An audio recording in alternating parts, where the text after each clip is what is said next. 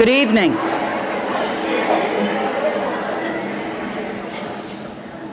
Thank you for coming this evening to the presentation of the E. Pauline Riall Lecture Series.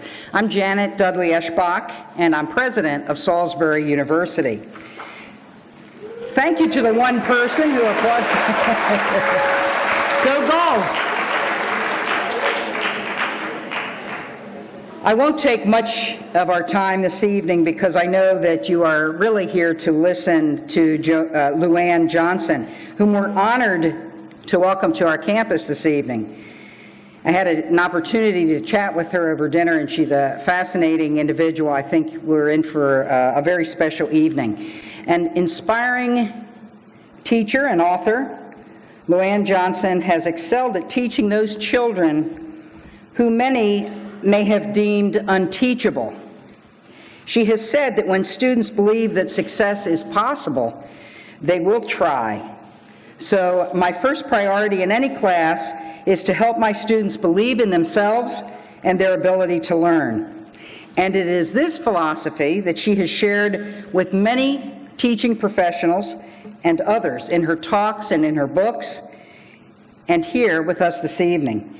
This is such an important message for teachers, parents, and our students as they struggle to recognize the gifts in every young person and to find the knowledge and teaching style that will meet the needs of every student. Luann and I were talking a bit about the fact that we loved learning as kids. We were always excited at the beginning of the school year to get on the bus and head off to school. We weren't always excited into weeks 2 and 3, and I found that with my own children, that some of that new excitement kind of wore off, and I hope we'll get some ideas tonight as to how we can kind of keep that desire and the passion in our students. I believe that everybody in the audience this evening will learn something that we can take away from here tonight and put to use tomorrow, whether it's in your classrooms or in your homes or just in your life. Most of all, I hope that many of our own Salisbury University education students are here, and I can see that they are, and will be inspired not only to believe in their students, no matter how challenging, but to believe in themselves as teachers and their ability to teach every child and to make a difference in the life of every student that they touch. And so without further delay, I'd like to invite Dr. Dennis Patanachek to the podium. Dean Patanachek and his team of faculty at the Seidel School of Education, soon to have a new home,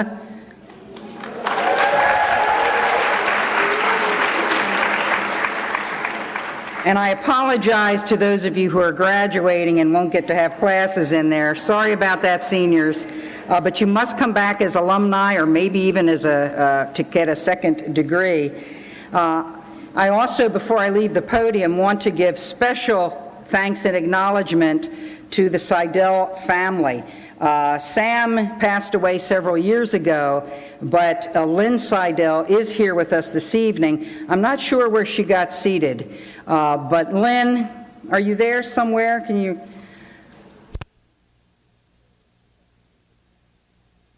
As a normal school and became a state teachers college, but it is the generosity of the Seidels, Sam and Lynn, that led us to the prominence that we enjoy today, especially in our teacher education program. So, without further ado, Dean Patanachek, would you please come forward?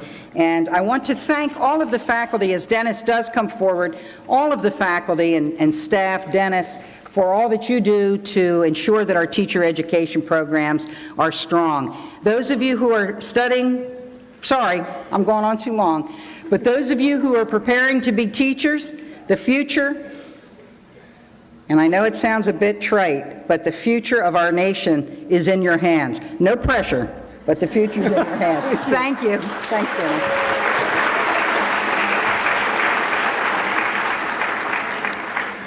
Whenever you see a dean walk to a podium with a folder in his hand, beware. You're in for the long haul. I want to welcome you on behalf of the faculty of the Seidel School of Education and Professional Studies, the home of the last 3 of the last 5 Maryland Teachers of the Year,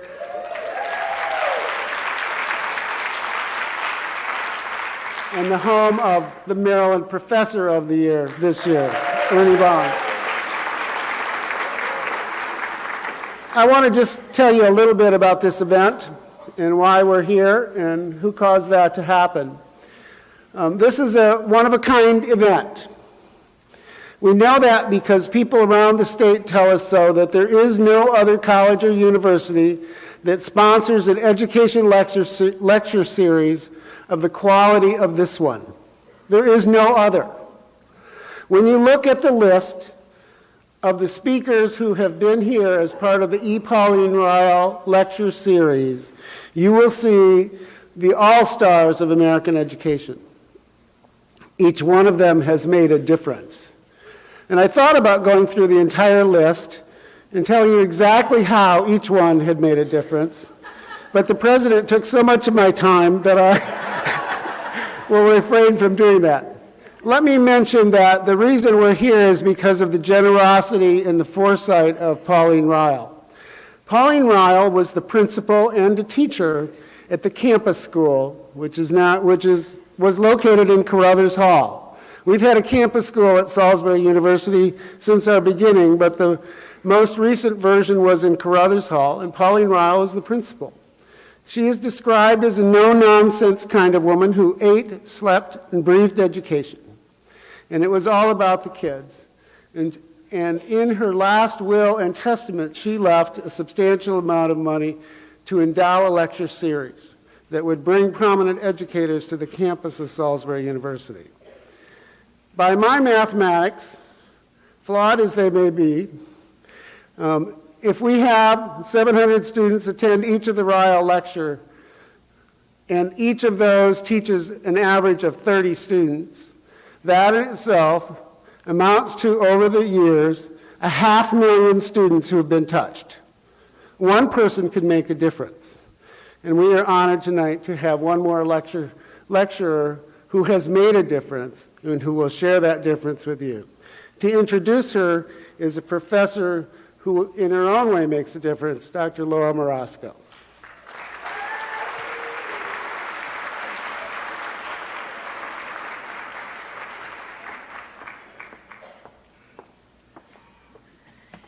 Good evening. On behalf of the Riall Committee, I also welcome you all to the Riall Lecture, our 20th anniversary year. And I'd like to begin by acknowledging the members of the Riall Committee who are responsible for helping choose each one of the lecturers who come for the series. Dr. Milner cannot be here tonight, but I'm looking here, it's hard to see in the light, but I think Dr. Ted Gilkey is here, if you would please stand.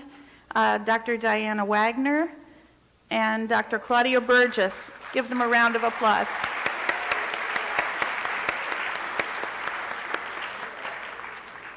Every semester when I get up to introduce the speaker, I feel obligated. I kind of understand what it's like when people get the Oscar awards. They don't just come up and say thank you. They have to say thank you to the director and the producer and the costumer and whatever. And this lecture series, although it features the person who's going to be speaking, really has a lot of behind-the-scenes work to make it happen. I fill out 18 work orders to 18 different departments on campus to bring this series together. And while there are too many people to mention, I would just like you all to acknowledge by a round of applause the Salisbury University folks who work behind the scenes every day to give us quality education here.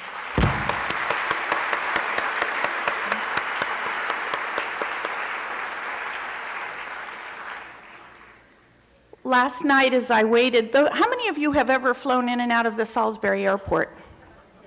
Okay, you know the story. Last night I waited and waited for this 9:30 flight, and when it didn't show up as having left Philadelphia, I was getting a little concerned, thinking about what plan B could be and who I knew on campus that could be the lecturer.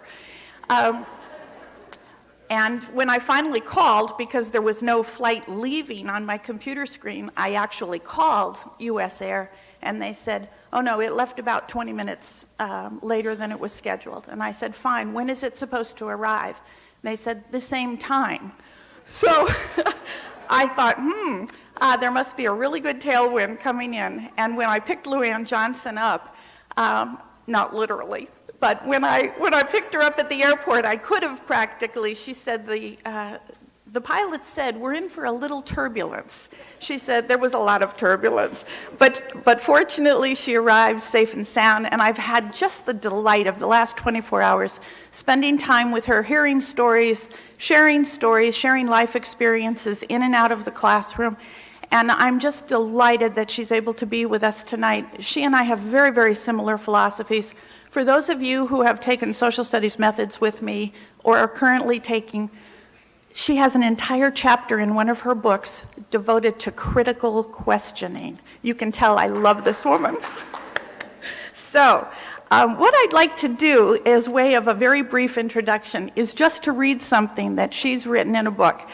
There are a number of books that are available this evening out in the lobby of Holloway Hall, and I will just announce now, please stay, purchase a book, have a book signed by her, stop by and say hello to her, and all of you are cordially invited to the reception in the social room following her presentation. In one of her books, she sent me a book. One of her books is called The Queen of Education. And she inscribed it to me. This is long before I met her. And it says, vote for me for queen. And so that immediately intrigued me. And she starts her book on the Queen of Education with a fairy tale that all of us so desperately want to believe in, who believe so much in education. But I want to read just 2 paragraphs from the first chapter.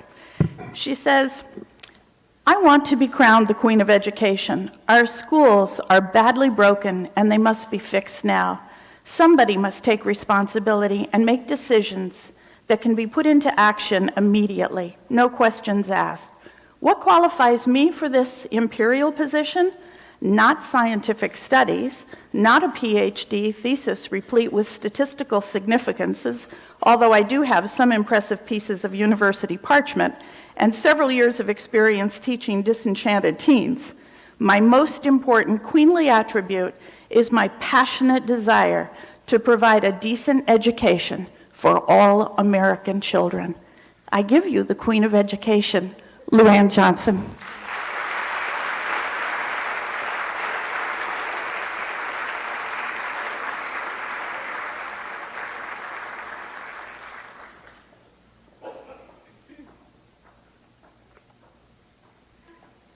I want you to know I wore girl clothes in honor to show my respect for you. Normally I live in New Mexico in the mountains and I wear boots and jeans. So I had to tell you that.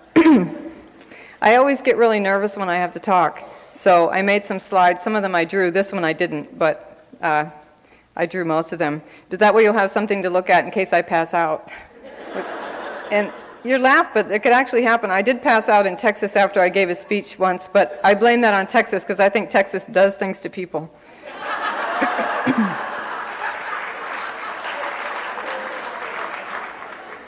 And right now, you're probably thinking, she doesn't look a bit like a Marine, but she looks exactly like Michelle Pfeiffer. Okay, how do I make... There, see?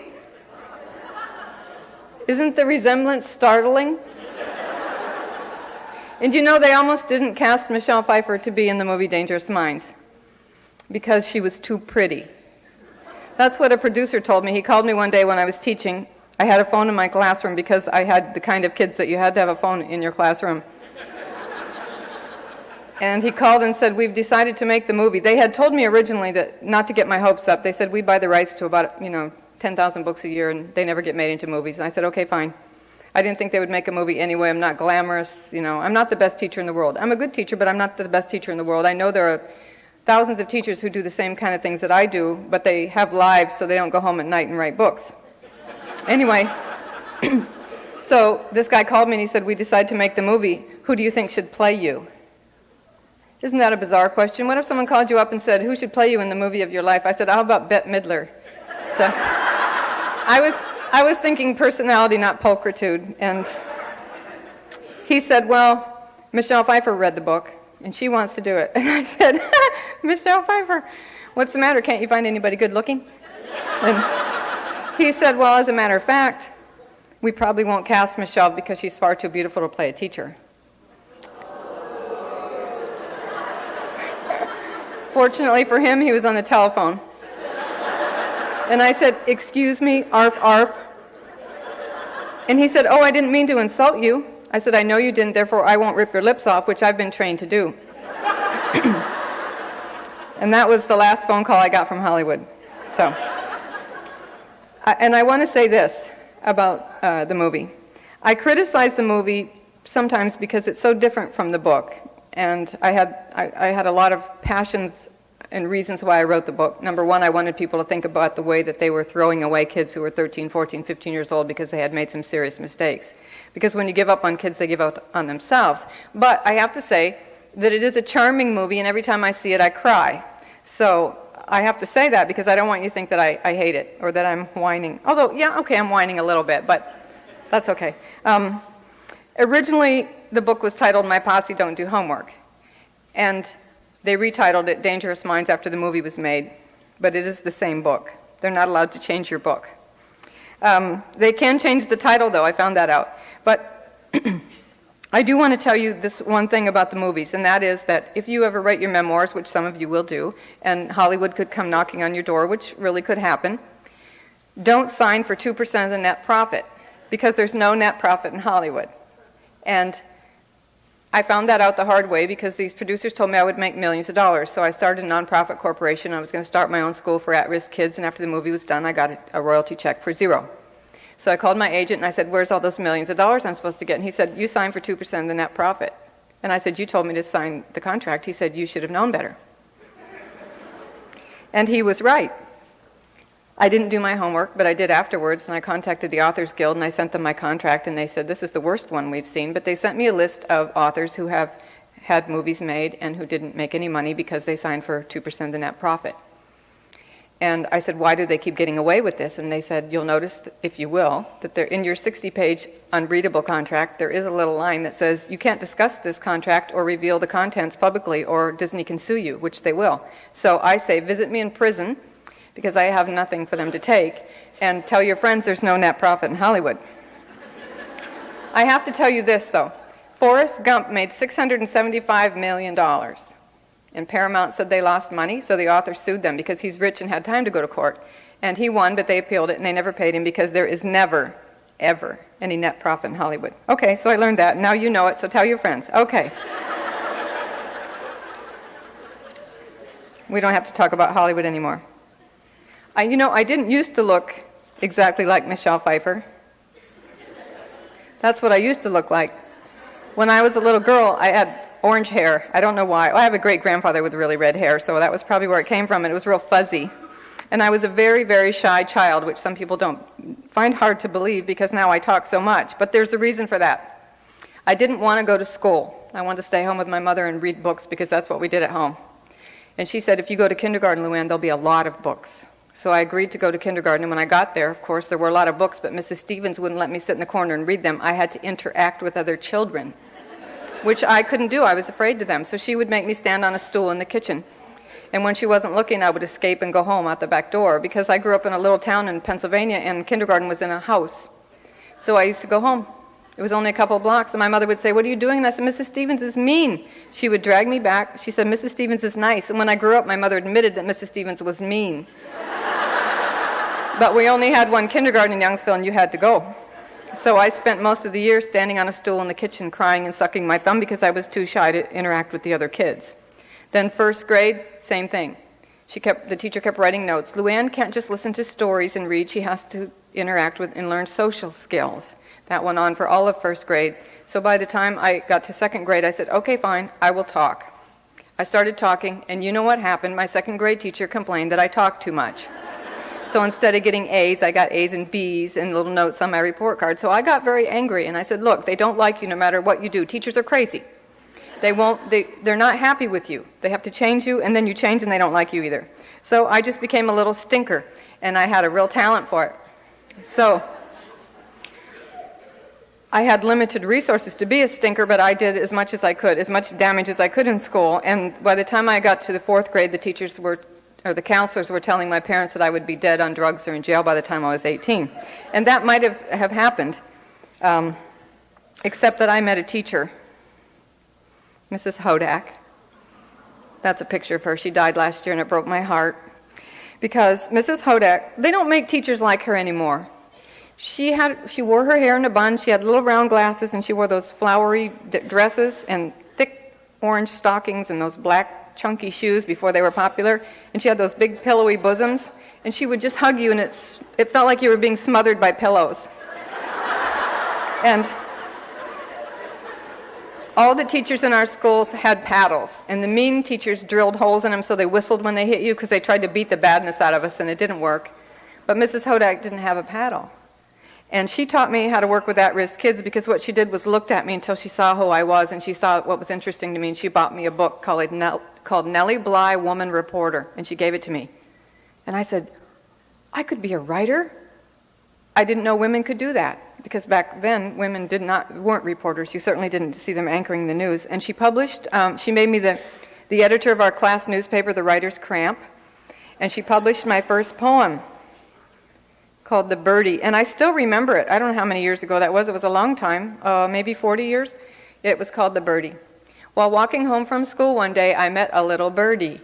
The birdie had a little wife, and she was very purdy. Along came little Pussycat. The bird called him a dummy.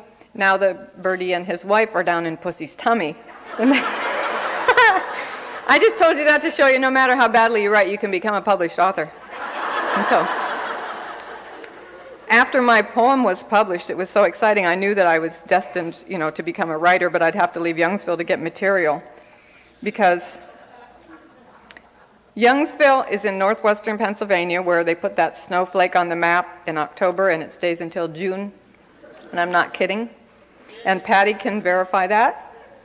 And it's not just a little rural town and conservative, but it was surrounded by Amish and Mennonite, and very strict and very plain and conservative. But my father was strict just for the fun of being strict.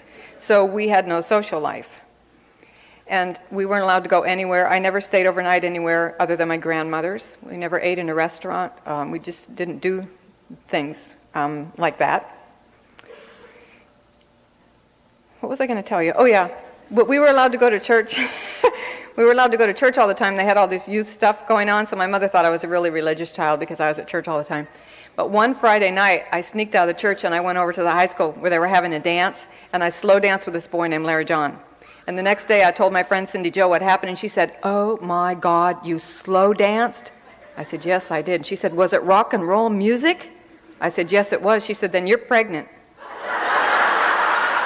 Because Pastor Williams said girls that slow dance to rock and roll music get pregnant. And he left out the details, and we didn't have sex ed, and I couldn't ask my mom because I was supposed to be at church, right? So I said, well, then I'll have to kill myself. Because you did not have a baby in Youngsville at that time if you weren't married. We knew one girl named Wilma got pregnant, and we never saw her again. We thought they killed her, but we found out later, they used to ship the girls away, and then secretly one of their aunts would adopt a baby or something, And I knew my dad would kill me if I didn't kill me, so we tried to think of a way to kill me that wouldn't hurt. And then after about a year, I didn't have a baby, and I thought, it's a miracle. I slow danced to rock and roll music, and I didn't have a baby, so there must be a purpose to my life, so I went off to college. I thought I would become a literature professor, and I could talk about books all day long. I was going to earn my PhD, but I only stayed 45 days. Because I took that placement exam, and they told me I didn't have to take freshman comp, and asked me what I'd like to take, and I said, I don't know, what is there? I thought there'd be maybe, 5 or 6 choices. And they gave me a list of hundreds of classes, and I said, I don't know what to take. And the counselor said, I think you'd like existential thought.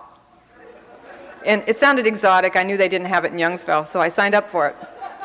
And I'll never forget the class the first day. The professor had red, fluffy hair, and he sort of looked like a bird, and he flew into the classroom, and he perched on the windowsill, and he crossed his legs, and he said, I'm going to tell you all an existential joke.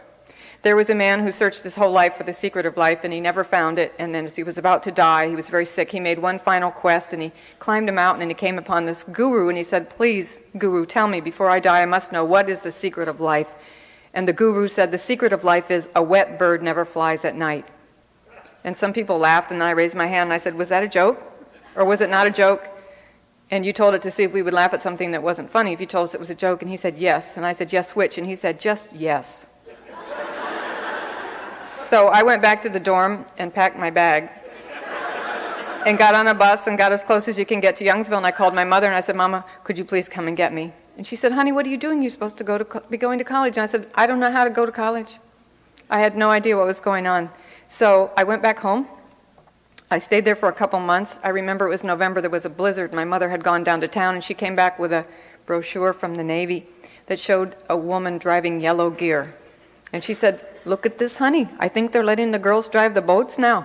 You could join the Navy. You could be a journalist. You can travel. They'll pay for your college, and it won't be just a job, honey. It'll be an adventure. Why don't you try it?" And it occurred to me later, I'm too naive to go to college, so she ships me off to the military, but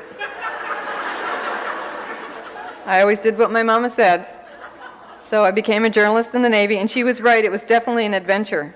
And in addition to learning to be a journalist, I learned some things that I think helped me to become a more compassionate teacher.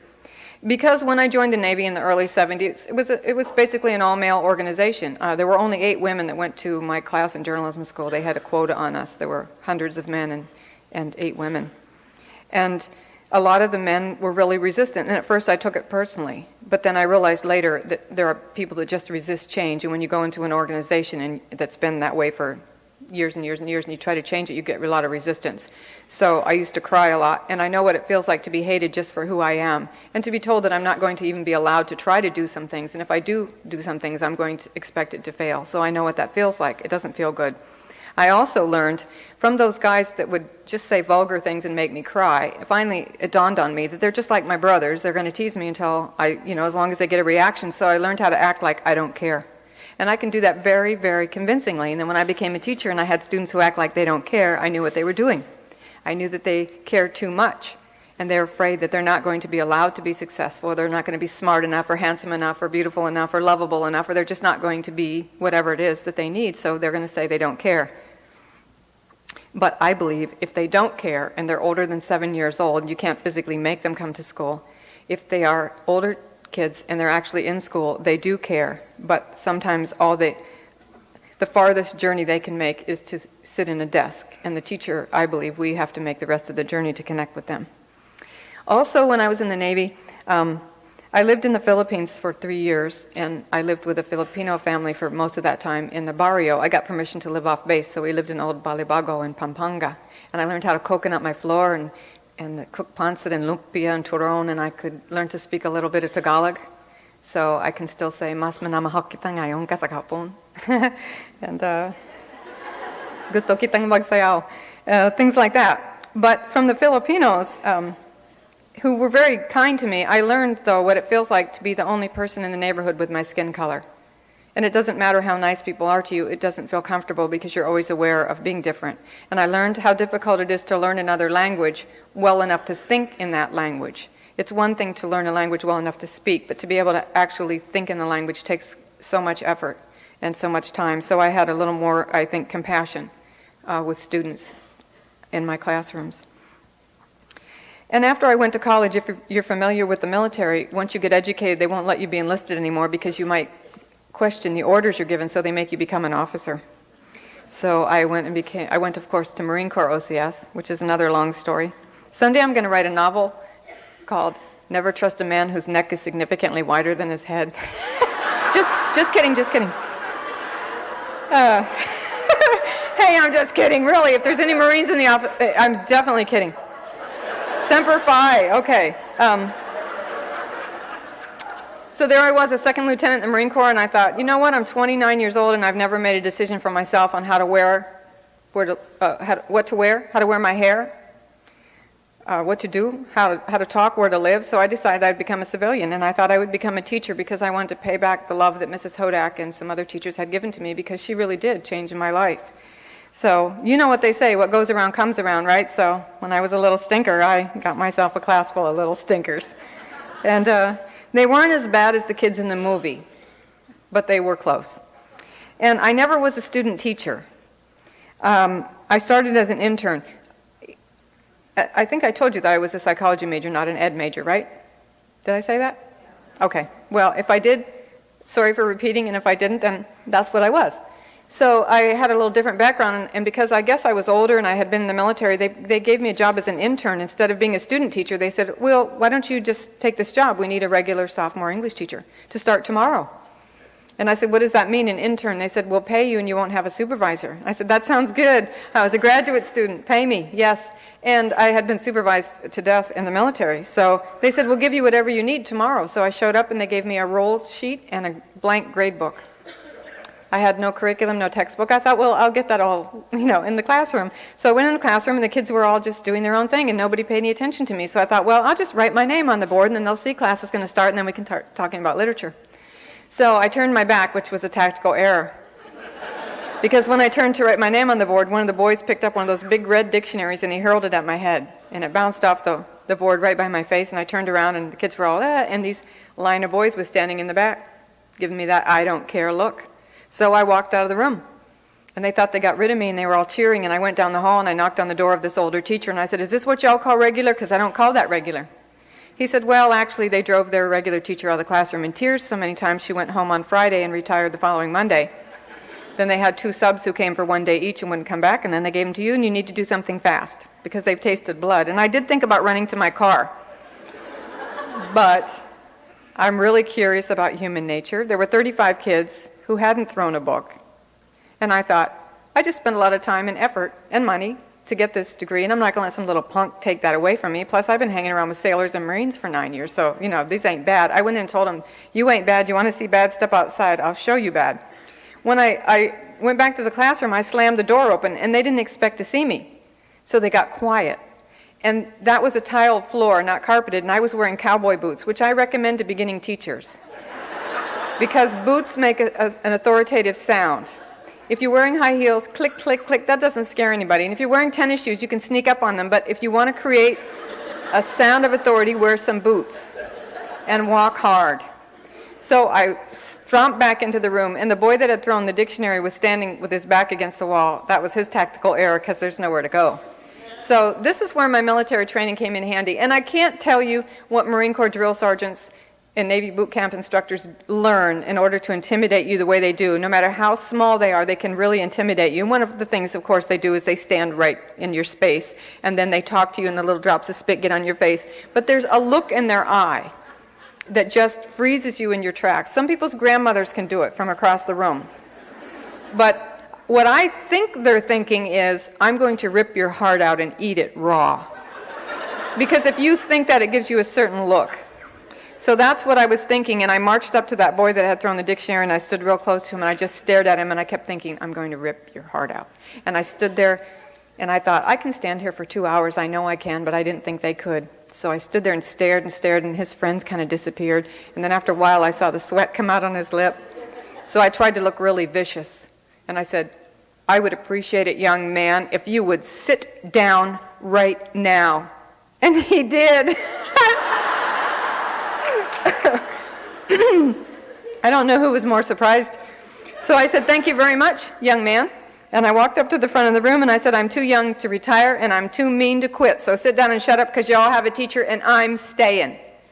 And this one boy said, yo, kick butt, kick butt. And I said, you darn straight I will kick butt, because you see the door you walked in? If you want to remain an ignorant failure for the rest of your life, walk back out. Don't come in here and waste your time or mine, because I'm not here to boss you around. I'm not here to humiliate you or embarrass you, and I will never, ever require that you read out loud if you don't want to. I know adults who would quit their jobs if they had to read out loud in front of their peers. But I will require that you think. And if anyone dies from that, I will take full responsibility for your death. And I guess none of their English teachers had ever presented the case for education that way, and they said, oh, all right. And I said, now listen, you come to class, you cooperate with me, and you're going to pass, and everything's going to work. And this one little girl said, it don't matter what we do, because Miss Shepherd done flunked us all before she left. She wrote a red F in the grade book in ink. It's carved in stone then, isn't it? And they had no hope. So I said, hey, that doesn't seem fair to me, and I don't have Miss Shepherd's grade book, and as far as I'm concerned, I'm writing a red A in ink by everyone's name.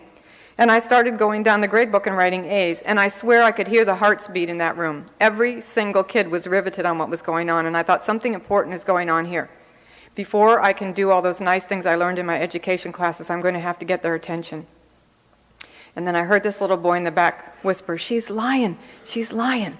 And the boy beside him said, shut up, what if she ain't lying? I ain't never had an A before. And that's when I developed my teaching philosophy, which is when students believe success is possible, they'll try. And if they don't believe it's possible, it doesn't matter how smart they are or how much you dumb down the material, they're not going to be successful. So I don't think that the answer when students are not performing is to make the material easier, because what they think is they made it easier because I'm too dumb to do the real work. You make it harder and then you help them do it so they achieve a real sense of success. And a lot of kids will say to me, yeah, but my reading is bad. And I say, I know your reading sucks. That's why you have a teacher. But reading is a skill and you can improve it just like basketball or dancing or any other thing.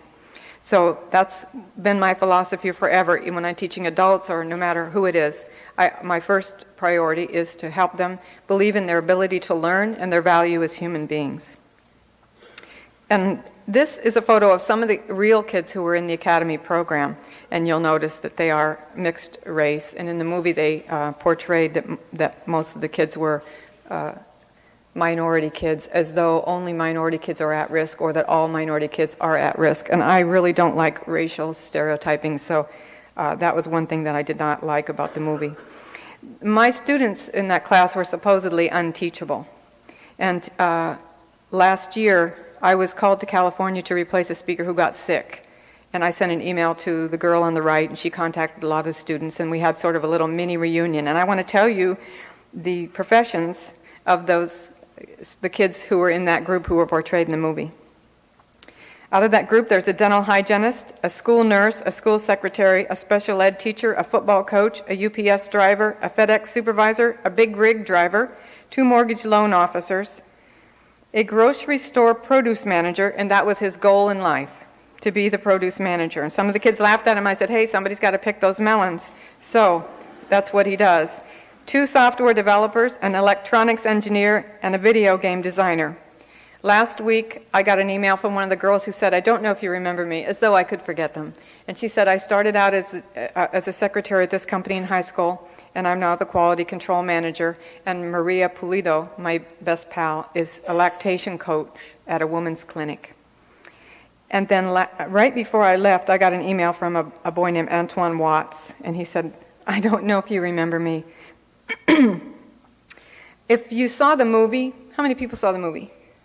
Okay. Do you remember that scene where the black grandmother took her 2 grandsons out of Miss Johnson's class? Miss Johnson went to her house and the woman called her a honky bitch. That did not happen. And I didn't know it was going to be in the movie, or I would have raised a big stink. Because what happened was the grandmother took her 2 grandsons out of my class because they were still screwing around after 1 year in our program. It was a 3-year program. And she said, fine, get a job. And of course, they couldn't get a job at 16 without any education, so they came back to the program and stayed till they graduated. And I asked the producers why they put that scene in the movie, and they said, we were sure that some of the black parents must have resented you. And I said, for what? And they said, for being white, which I think is ridiculous. And I don't like the idea of people trying to create friction between people based on their skin color, when what we need to do is work together to help our children. I never had anybody of any color say anything to me except thank you for trying to help my child. So I asked Antoine, what's he doing now? And he said, you'd be surprised, but I'm actually the supervisor for the 2nd largest Spanish-speaking yellow pages in the country, and I don't even speak no Spanish. And I said, that just goes to show you that when you're intelligent, you can do the job. And I said, I want you to know how proud I am of you and your brother for graduating and staying in school in a school system that didn't believe in you. And he wrote back and he said, that school couldn't keep us down because you loved us like you are our mother. And because of, sorry.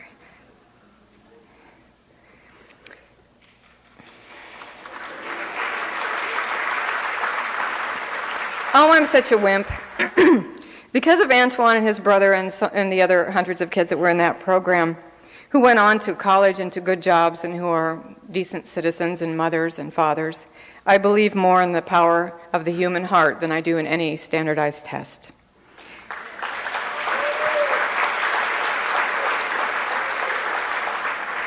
Because tests tell students what they can't do, and I think teachers need to tell them what they can do. And when those unteachable students in that program decided that they were going to be taught, they decided to let me teach them. They taught me how to teach them. And so I want to tell you just a few of the lessons that they taught me. Number one, they needed to develop some serious self-respect because they didn't like themselves. And because I believe that lack of respect for other people stems from a lack of self-respect, I told them that we were going to have one rule in my classroom, and that is respect yourself. And I said, if you don't know what that looks like, then treat yourself the way I treat you, and then you'll know what it feels like. And I had to do a little further illumination for some students, and I said, when I say that I want you to respect yourself and everyone else in this room, that means no put-downs of anyone, including you, for anything on my list, which is your skin color, your ethnic background, your native language, your gender, your sexual preference, your body shape, your body size, your IQ, or your religion. Because yes, you can change your religion when you grow up, and now you can change your gender, but when you're a kid, you're stuck with basically what you've got. And it's not fair to hate people for things they didn't choose. So we aren't going to erase people's faces, we're going to respect them as human beings. And for those students who need some further illumination, I say, I don't expect you to come into my classroom and be immediately free of all prejudices. And I'm not just talking about racial prejudice, there's many, many prejudices that people have. I said, I want you to act as though you respect other people, because what you do over long term becomes a reality. And so I want you to think of prejudices as underpants. Most of us have them, but it's tacky to show them to people you don't know, especially in public. And so they got it. So in my classroom, we respected each other. And that my students when I was talking to Antoine, he said, be sure and tell those people that we didn't call you white bread. They didn't. My students never did that. So I have to tell you that because he was upset about that. So what I did was I brought a mirror into my classroom and I hung it on the wall, and I required that my students stand in front of the mirror and look themselves in the eye and say, I'm an intelligent person and I can learn. And so many of those kids couldn't even look at themselves to start with. They just couldn't do it. They couldn't look themselves in the eye, and they certainly couldn't say anything good about themselves, but we practiced it, and I demonstrated it, and I did it too, and then we wrote in our journals, and we worked on positive affirmations until they could actually look in the mirror and say something. They could look in the mirror and say, I like you, and you're a lovable person. And it changed the way they thought about themselves, and of course, when you like yourself, you're much more tolerant of other people. So that was a good thing that we did. And I learned that if you can convince kids to care about themselves, then they begin to care about their education. But you can't convince them to care about school. You can convince them to care about themselves. And while we're talking about rules, I want to, if you're an administrator, I would like to ask that you not require teachers to go over the rules and regulations on the first day of class, and the punishments and the consequences and all those things. And if you are a teacher in a school that does make that requirement, then I want you to be a rebel and don't do it. And here's why. Teachers only have a few seconds to make the first impression. In fact, you have 2 seconds. And that snap judgment will be accurate and lasting. Here's a brief excerpt from an article that was in the Scientific American Mind in July 2007. Social psychologists from Harvard and the University of California have shown that we often form positive or negative impressions of people in what's called a thin slice of time. After subjects observed 2-second video clips of professors teaching, their teacher ratings predicted the actual end-of-term ratings by the professor's own students exactly. It takes 6 seconds to get a sense of someone's energy and warmth, according to the researchers. And another long-term study conducted from the late 80s to the present showed that people evaluate a face or an object in 0.2 of a second. In 1998, the primary researcher reported that everything is evaluated as good or bad within 1/4 of a second. Because of pathways that run from the eye to the brain's rapid response emotional control center, bypassing the thinking part of the brain, or the cortex, we often feel before we analyze. Apparently, this is attributed to a need for our ancestors to speedily and accurately assess anger, sadness, fear, and happiness in order to survive. And if statistics don't convince you, then here's an idea that might. Imagine that you're a new hire at a corporation, and you show up for work the first day. And instead of taking you around the facilities and showing you the bathrooms and all the other things you have. They take you to a conference room with all the other new hires, and your supervisor comes in and says, listen, we want you here on time, and if you're not here on time, we're going to dock your pay, and if you're late enough, then we're going to fire you. And we don't want you stealing from our company, so if you do, we are going to prosecute. And believe me, if you sexually harass someone, we will bust you. Do you feel welcome? No. But when you bring students into the classroom and then what the teachers do the first day is start talking about rules and regulations and how we're going to punish you if you do things that are wrong, that's exactly how they feel. It doesn't make them feel welcome. And if we want our attendance rates to be high and we want kids to come to school, we need to make school a place they want to be. So, if the legal people are so concerned that everyone have a copy of the rules, then parents and guardians can have them when they enroll the kids, or they can mail them, make them sign them. But I don't think we should make the teachers be the bad guys, because the teachers have to be the good guys. This was my number 2 lesson. My students needed to let go of the past, because they had everything that had happened to them in the past was following them around like a little dog, just nipping at their butts. All their failures, the low expectations, the labels, all the bad things that had happened, the bad experiences in school. And they came into my classroom with all that baggage and just couldn't feel that they had a possibility of being successful. So I told them, I'm going to offer you amnesty, just like one day a year you can take your library books back without being fined. And I told them, I don't care what you did last year, last month, 1 second before you walk into my classroom. I'm going to start with a truly clean slate. And I'm not going to read all those lists of things that they send around saying this could be a potentially dangerous student, because I've had kids who were put on the list of being involved in violent altercations because other people attacked them repeatedly. So their name was on the list. But when you read the list and you think, oh, you can't help it if you read the list of someone being potentially dangerous, and then you look at that person. So unless somebody actually committed a crime, then I'm not going to look at that. And I know that life isn't fair, and this is an important thing for them to understand. Life is not fair. You might have to work 100 times harder than the person sitting next to you in a certain class in order to be successful, given what you have to start with in your life. But nobody makes you be a liar or a cheater or a quitter. You don't do those things because you're black or white or rich or poor, gay or straight or Catholic or whatever you are. You do it because you choose to, because you choose the kind of person you are 24/7. And some people have really terrible lives, and they have to deal with a lot of obstacles.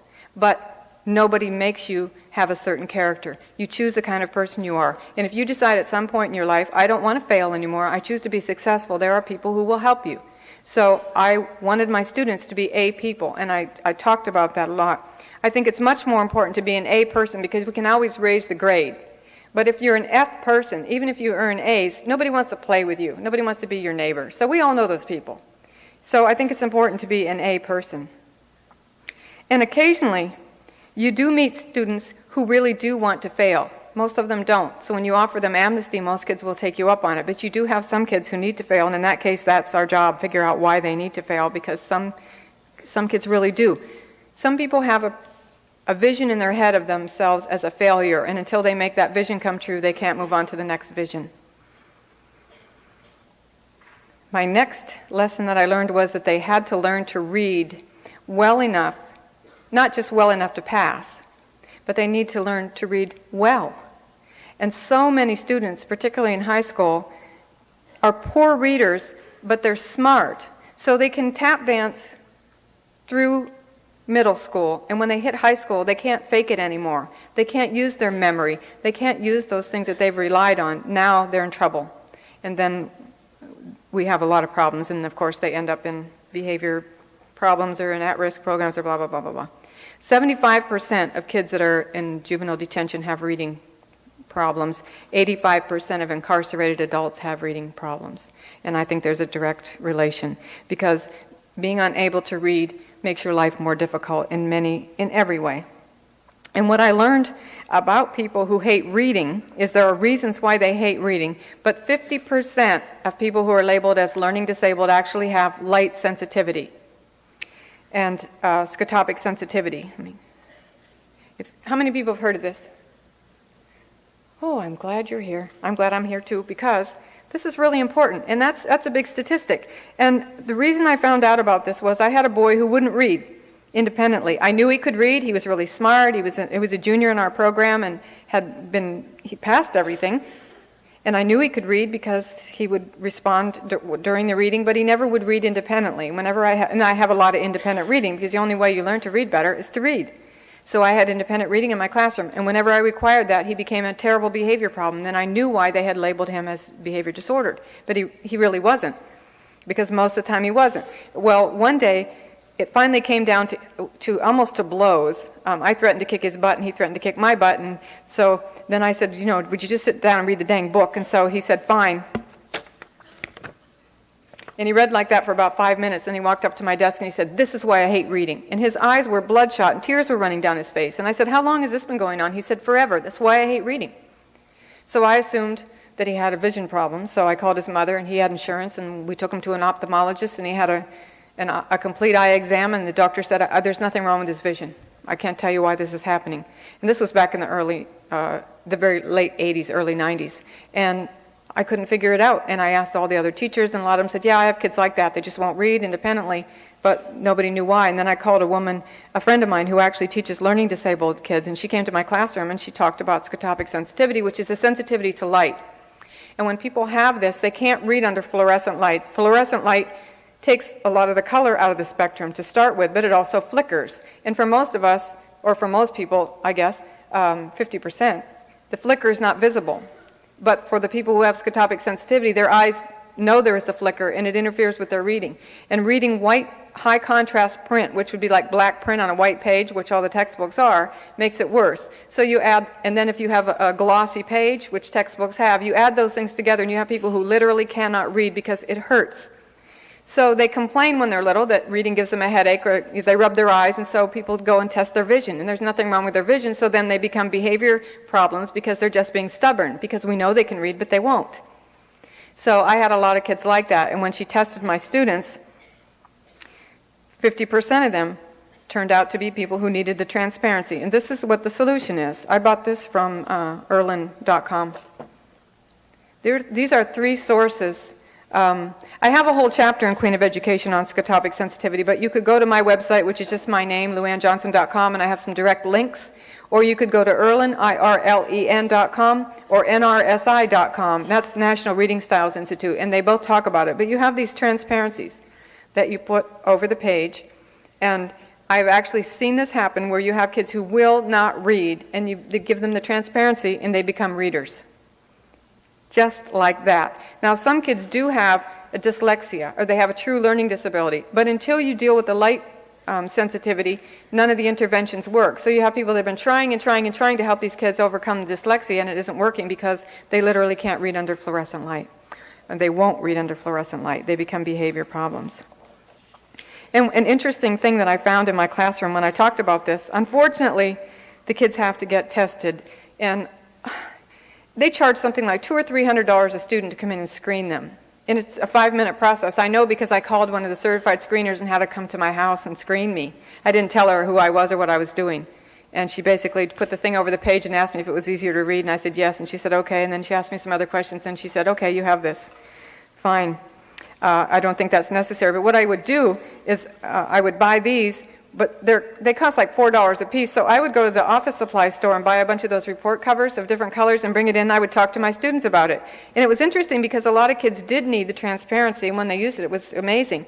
But other kids didn't need it, but they took the transparency because now they had an excuse for not being able to read. It wasn't because they were dumb, and now I could teach them. Even though they were 15, they were willing now to be taught how to read because it wasn't their fault. They had a condition. So I thought that was interesting. And some of the behaviors that you see in kids that have this, as soon as they start reading, they will either squint, they'll start rubbing their eyes or their nose. You have kids that want to wear a hat all the time, sunglasses all the time. I have a theory about musicians with the sunglass thing, and I think that a lot of them may actually have scotopic sensitivity, and they ended up focusing on their musical talents because they were certainly not going to focus on the school kind of stuff. But they squirm, and they'll do this. And I used to think they were trying to hide their notes. They're not. They're trying to create a shadow over the page. So my suggestion is when you have kids who are disruptive in your class, particularly during reading things, the first thing you need to do is check and see whether they have this. It's very simple. You put it over the page, and It's amazing. Okay, and I want to make one more comment about reading, and I did mention this before, that I don't make kids read out loud, and I've had so many arguments about this with English teachers who insist that people have to read out loud, or other teachers. And I have had so many students who told me I would rather flunk or drop out of school than have to read out loud. If people don't want to read out loud, why do we have to make them read out loud in front of their peers? It humiliates them and embarrasses them, and it makes them lifelong non-readers. If you really have to know if somebody reads, ask them to read to you privately. It takes a little more time, but it will save you a lot of trouble. And I believe it's more humane to do with people, because there are lots of reasons why people don't want to read out loud. They may be shy, they may have zits, they may be poor, and they don't want people to look at their clothes. They may be a girl with new boobs and doesn't want anybody to look at them. They may be a boy who's having a reaction to the girl sitting beside him. There are a lot of reasons. They may have just peed their pants. They don't want people to look at them. They may have a lisp, they may have an accent, they may have been picked on all their life for the way they talk. And if you make them read out loud, you have kids, you make them hate reading, and you make them hate coming to your class. And I get letters from people who are adults who still remember the experiences of being humiliated when they were in school. And I think that that's something that we as teachers have to make sure we try not to do if we can at all avoid it. Okay, next thing we do is they needed to learn to think about thinking. So many kids who don't fit the mold are right brain dominant, and I'm not saying that it's just a generalization. People are left brain or right brain. Most of us are dual, but some kids are so right brain and they just don't fit school, which is a left brain paradigm. So I talk to them about that, and I do some right brain exercises in my classroom because it gives those right brain kids a chance to shine, and it also shows the left brain kids that those kids may not be so stupid. And I start with those wacky wordies like this. What's that? Coffee break. Oh, and what's this? In between jobs. Okay? Those are the easy ones. Then we move up to a little harder one. Now we have 3 blue words. We have dangle, frog, and junk. And then we have 3 red words, star, card, and lemon. And our 3 blue words, dangle, frog, and junk, all share a common trait. It has nothing to do with their definitions, but they share a trait. And only one of the red words shares that same trait.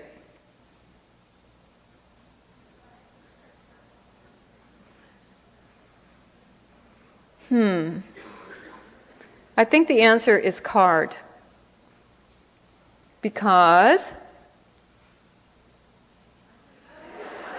they all begin and end with consecutive letters of the alphabet. Yeah, okay, how about another one?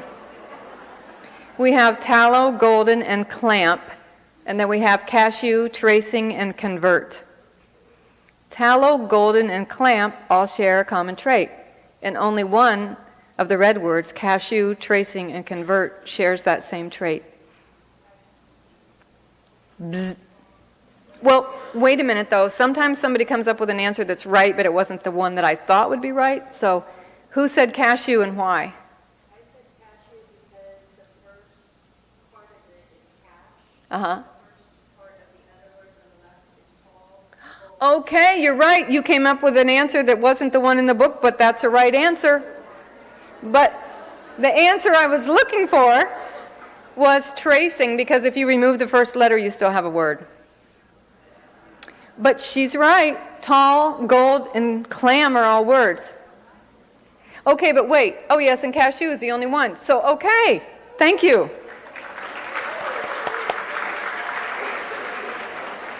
But if you find these difficult, then you know what it's like to be an intelligent kid in the classroom who can't learn in the style that the teacher teaches. And I like to do this with teachers because teachers tend to be left brain. They like school. They did well in school. They do school well. So they go in school and they try to teach that way. And I want to mention one other thing about thinking. A woman who runs a dyslexic treatment center in San Jose, California, came up to me once and she said, I want to tell you about this boy who came to my center, and he brought his father with him, and he said, I want you to test me and give me an IQ test and show my dad that I'm not stupid. Because in school they keep giving me these IQ tests and then they say I'm stupid. And most kids, if you told them for 15 years that they were stupid, they're going to believe it. But he wasn't going to give it up. So she gave him an IQ test and he came out as stupid. And then she retested him under everything was normal conditions except the time limit. She took the time limit off, and he took 3 or 4 times what was considered normal, and then he rated as a genius.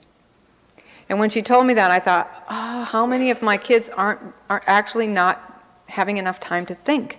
So I went back to the classroom and I told the kids about that, and I said, from now on, when I ask a question, I don't want the hands waving. I don't want you to shout out the answer. We're going to think. We're going to think for 10 seconds before anybody answers. We're going to start with 10 seconds and work our way up to a minute. And it's really amazing because, well, for example, what if I asked you, what is the best invention that human beings have ever created?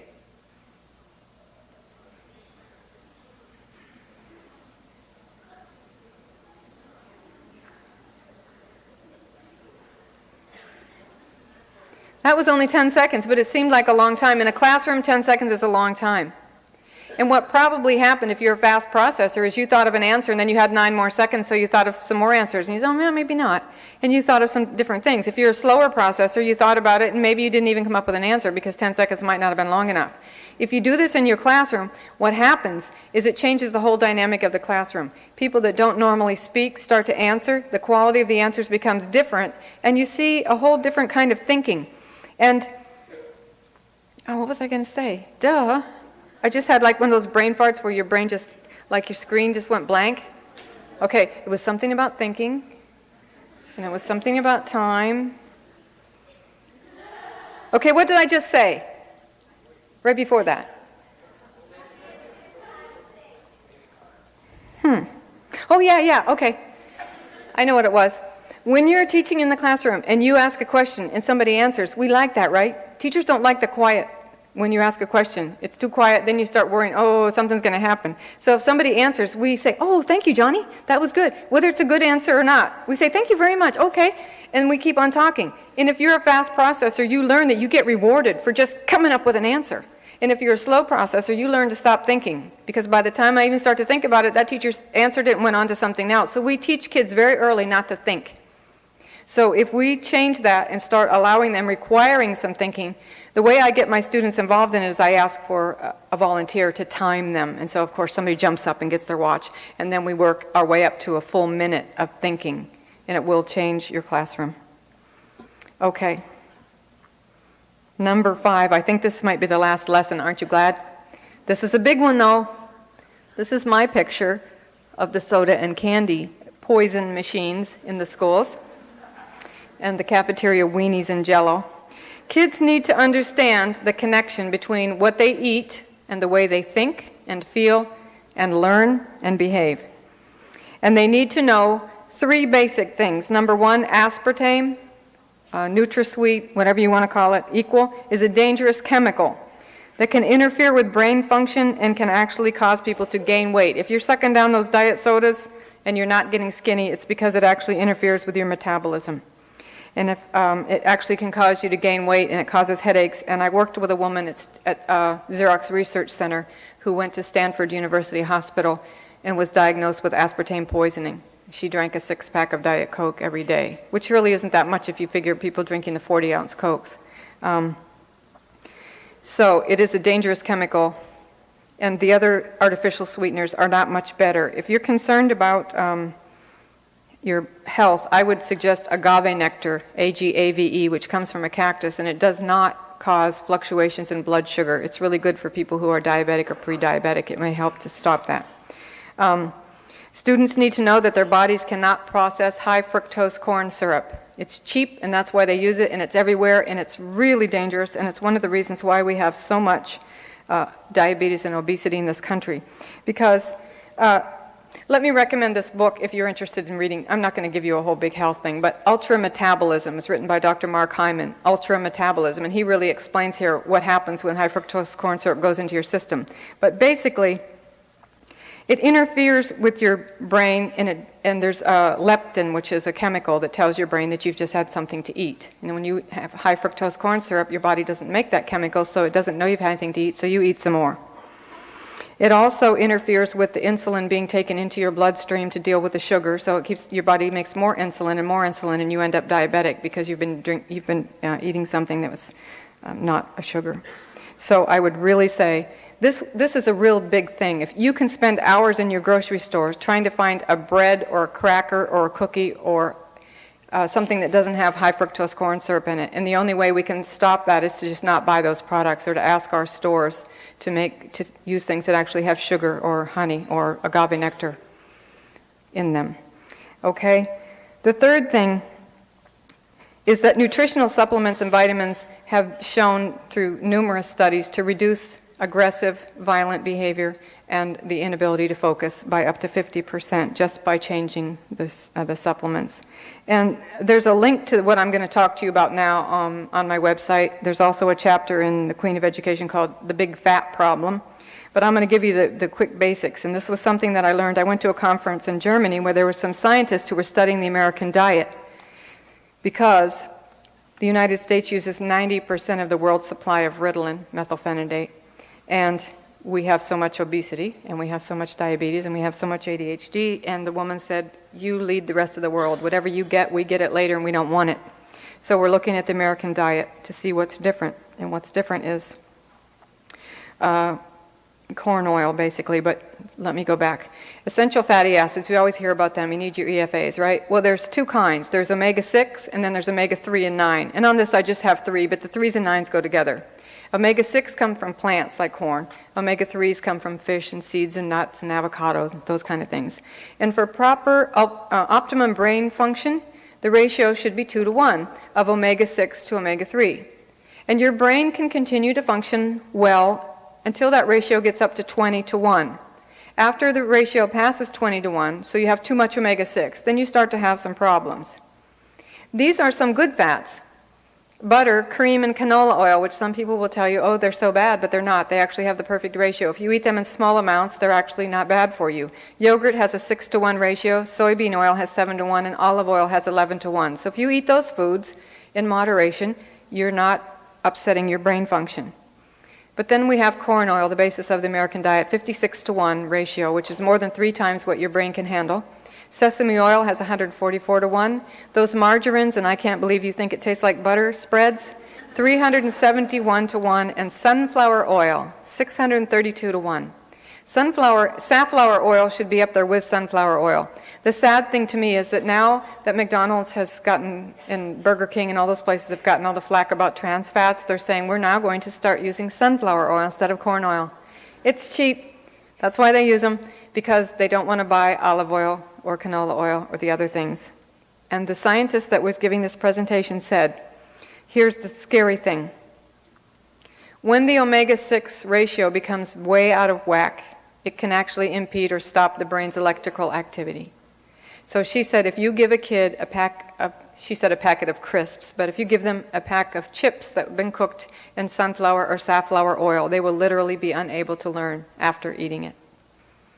So when I'm Queen of Education, we are going to have decent food in our school cafeterias. But I teach the kids this because I want them to know, I want them to be intelligent consumers, and I'm not going to try to change their parents' ideas about nutrition, because nutrition is related to our parents. And if you tell people you shouldn't eat something, they say, but my grandma used to make me that, and she loves me. So I don't want to get into that, but I want them to understand what happens to their bodies and what they should not eat. Oh yes, I want to be Queen of Education, and not just so I can wear a crown, but I want to outrank the President and Congress so I can issue edicts that are in the best interest of the children of this country and not in the best interest of politicians. And so my first edict will be, no politicians left behind.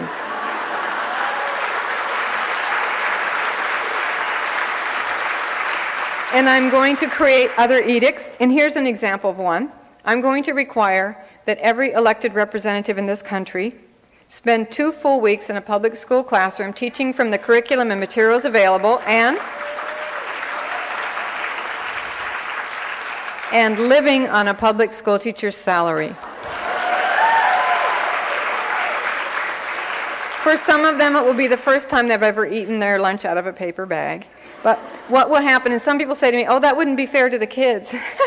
But I say it won't kill them, but what would happen is those people would fall in love with the children of this country the way that we do and realize that they're not all amoral wannabe little gangsters, that they're desperately in search of adult leadership. They would double teachers' salaries immediately. And I know that some people may not like this since I'm at a college, but I'm going to say that preschool and kindergarten teachers should be paid more than college professors because teaching college is much easier. Okay, we'll just raise everyone's, but we'll definitely double teachers' beginning salaries immediately, and we'll never again have to beg for books and paper. And I've been thinking about another edict, which isn't in the book, but I think you'll agree with me that this is a really good one. I am going to require that every senator and representative enroll their own children in the poorest public school in their home district. Not because I have anything against private school, that's fine, but when the people who make the laws and distribute the money that have to do with public schools don't send their own kids there, I see a disconnect. And if they had to send their own kids, then school effectiveness and safety would become a true national priority. So that will be one of my edicts. You know, when I'm queen, you can always unseat me, but I just want to start, okay? And so I want you to vote for me to be queen. And by the way, Queen of Education, look at that stupid subtitle, Rules for Making Schools Work. Who would want to read that? I said, what in the world did you put that on the book for? And they said, we wanted some red letters to go with your dress. This is how publishers think. Yeah, we got to market that book. Everybody wants to read a list of rules, right? Then they came out with the paperback, and I said, take that subtitle off. It should be called Ranting and Raving About Education. They said, oh, we can't use that. The salespeople don't like it. So they still have it, I don't know, some kind of rules. But anyway, it's not rules. It's just ranting. I love to rant. And I think you should too, and write your rantings down. Someone may publish them. Someone may read them, and we may change the world. And while I'm waiting to be crowned Queen of Education, I'm using my dangerous mind to write. And so, this is a picture of my mother, Alice Shirley. And I made up this name, Alice Shirley daughter, for myself because my mother's name was Alice Shirley. She died from breast cancer. And my father's name is not John, and I'm not anybody's son, so I thought, I'm going to write some fiction and publish it myself, so I'm going to call myself Alice Shirley daughter. It's just my little pun. Anyway, I want to share with you, my mother really encouraged me to read and to follow my dream of becoming a writer. And so that was one way that I wanted to honor her. And I want to share with you my latest dream, which may make me sound like a lunatic, but it really did happen. About a year and a half ago, I woke up one morning because I heard this voice. It wasn't God. I was sleeping and I heard this voice. And I woke up, it was a male voice, and it was this kid. And he said, I seen Miss Beecher today at the library checking out an old lady's book. And I thought, I must have been dreaming about the kids that I was teaching. They're in my heart. So I went out and started to make breakfast, and I kept hearing this voice saying, I seen Miss Beecher today at the library checking out an old lady's book. And I thought, okay. So I went to the computer, and I sat down, and this voice kept on talking. And he said she had her head tipped down, so I couldn't see her face real good, but I knew it was Beecher on account of her hair is the exact same color as a car I stole once, bronze metallic. First time I seen Beecher, I thought, oh great, another one of those Peace Corps people with her organic shoes and her tofu sandwiches and her posters showing how important it is to save the whales and the baby seals and the rainforest and me and all the other semi-literate, at-risk, underprivileged, economically deprived youth at the alt school who really don't give a shit about getting an education. Because what difference would it make if we did? We'd still be freaks and losers, but we'd be freaks and losers with an education, so we know exactly what we can't have. So this kid kept on talking, and I typed it all down, and then I took it to the local bookstore where we had this poetry reading, and I said, can I read a story instead of a poem? And they said, sure, right. So I read it, and they said, oh, we like that kid. The kid's name is Eddie Corderson. He's 16 years old. He lives in Truth or Consequences, New Mexico, which is actually a real town. It's near where I live. And so 2 weeks later, I didn't plan it. I went and I sat down at the computer, and he gave me another chapter. And that happened 15 times. And became a book called Alternative Ed. And I just love this kid, Eddie. Because like most alternative kids, he's really smart, but he's using his intelligence to self-destruct. And he's a secret reader. If anybody asks him if he likes to read, he says, yeah, but don't ask me what, because this ain't Oprah's book club, and I got a reputation to maintain. Whoops, I'm back here. And in Chapter 2, Eddie describes how he went from being a straight-A student when he was younger to becoming an alternative high school kid. I used to think I was messed up from being a sex offender in the 2nd grade. I wasn't really a sex offender, but that's what the school labeled me after I kicked my teacher in the crotch. I didn't mean to kick her in the crotch neither. I was just trying to get her to let go of my ear. She was this real mean little teacher who used to twist the boy's ear all the time. She would just grab your ear and twist so hard it felt like she was ripping it right off your head. And we would all cry, even T.J. Ritchie, because it hurt real bad. And this one day I had an ear infection, and the teacher knew I had an ear infection, but she twisted my ear anyway. And I yelled at her to stop, but she wouldn't. I tried to hit her, but my arm was too short. She just held her arm out and practically picked me up off the ground by my ear. So I kicked her, and my foot went right between her legs.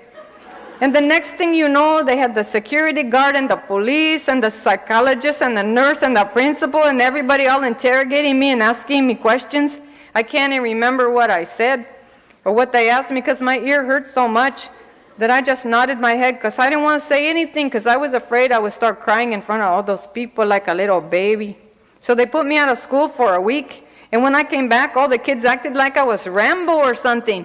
And T.J. Ritchie said I was a badass. And I thought, how cool is that? So I pretended like I meant to kick that teacher. And I said, I will kick her again if she comes near me. So they put me in special ed. Not the special ed for kids who can't learn, the special ed for kids who don't know how to act. And I told them I know how to act, but they don't listen to me, so I showed them I don't know how to act. I threw the gummy bears up till they stuck on the light. I drew pictures of chichis on my notebook. Then they started giving me those drugs. I took them for a couple months, but they made me feel whack, so I started throwing them away till T.J. Ritchie told me I could sell them. It really wasn't such a big deal. I could have kept on telling those people what really happened till somebody believed me. Or I could have just said I was sorry for kicking the teacher and started getting A's again. But I was too stubborn and so mad, because even way back then when I was little, I was mad about how they treat boys different. When girls do mean things, people always think they were abused or something. But when a boy does something mean, even by accident, people act like he's a future felon, especially if that boy is Mexican. Still, I could have brushed it all off.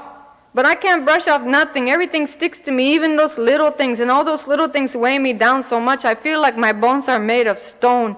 And if I walked into the Rio Grande, I would sink to the bottom so fast I wouldn't even make a ripple. And nobody would even notice I was gone.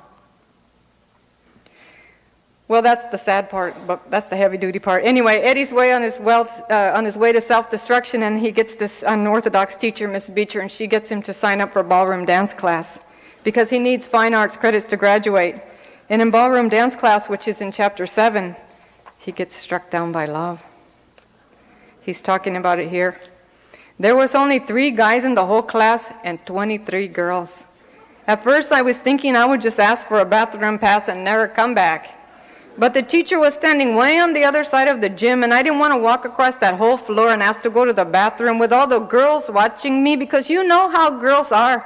They're standing real close to each other and giggling and grabbing each other and pretending like they're interested in what each other was saying, when what they were really doing was checking out the dudes. All except this one girl who was standing off to the side by herself. Not like she was stuck up or shy, just like she was the kind of girl who could stand alone and not care about it. I was so busy looking at the girls, I didn't even realize I was walking till I got halfway across the floor to where the teacher and the girls were standing. And then I got close enough to see that all-alone girl's eyes, and she was looking right at me and not even pretending she wasn't. And I stopped walking and just stood there, and I'm not kidding. The lights in the gym brightened up like the sun was shining down through the basketball hoop, and the sunlight sparkled on that all-alone girl and made her shine like an angel, just like in the movies. I used to think they made up all that romantic shit, but that was before I got struck down by love. Finally, I noticed everybody was looking at me, even the teacher, who was this little gordita lady with her red hair and a bun and real stretchy black tight pants and shirt and black high heels with little pink socks with lace around the top like Letty wears. "Welcome to ballroom dance," the lady said. "I'm Mrs. Martinez." She looked down at the clipboard she was holding and she looked at me. "You must be Eduardo Corazon." "Eddie," I said. I could hardly make myself stop looking at that girl and look at the teacher, who turned out to be Mexican. From far away you couldn't tell because of her red hair, but up close you could see she was born with black hair. But she didn't look like one of those Mexicanos who changed their hair to make themselves look Anglo. She just wanted to look special. I could just see her standing in the back of the dollar store, choosing those little pink socks and humming a song and smiling, doing a little cha-cha on the way to the cash register. Well, Lupe is smart, and she has no time for juvenile delinquents because she's going to go to college to become a doctor. So Eddie decides he's going to clean up his act and to impress Lupe. And when she admires, T.J. Ritchie writes a poem. And Lupe says poets are deep. And Eddie said, "Man, I couldn't have T.J. Ritchie going around looking deeper than me in front of Lupe." So I told her, "I'll write you a poem. She clapped her hands and kissed me on the lips right in the hallway, and then I had to do it. But I couldn't think of a subject, so I looked in my literature book, and it said, you don't have to write about something big. Just look around the world and write what you see. So I looked around the classroom at the assorted punks and stoners and losers.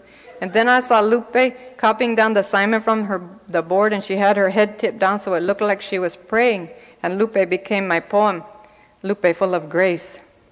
I wish I could be Lupe's rosary, so she could hold me in her hands and tangle me up in her fingers and press me to her lips and pray me into being a good man, one bead at a time. I copied that poem over real neat, and I tore the page out of my notebook and I folded over and over until it was just a little square like the little kids do, and I wrote Lupe's initials, and then I stuck it in her bra and held her hand so she couldn't get it out. And then when I finally let go, she hit me in the head with her purse and called me a pachuco. But I didn't even care. I just smiled thinking of my poem sitting so close to Lupe's heart.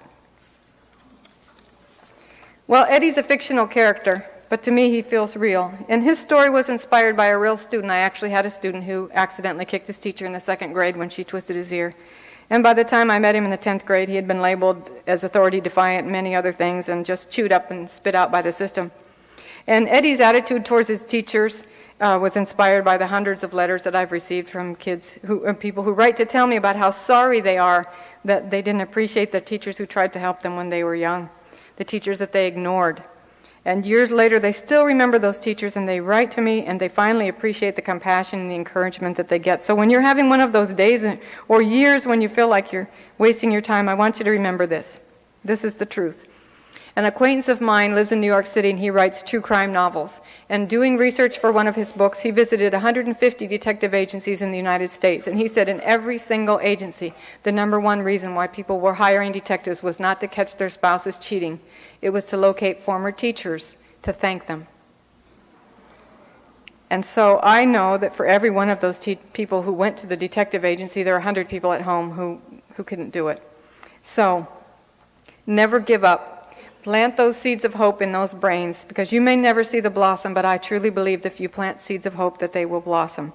And on behalf of all your students who will be too embarrassed to contact you because they acted like little stinkers in your class when you were trying to help them, I would like to thank you for caring about them, especially the difficult ones, because in some cases you may be the only person who does care about them. Thank you so much.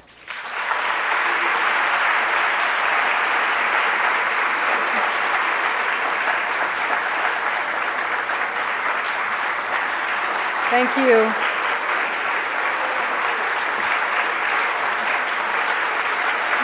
Thank you. And if you would like to look at one of these, I will have them at the book signing table. And I don't care if you don't want to buy a book. Don't worry. I don't care. You can still come up and say hi. The publishers care.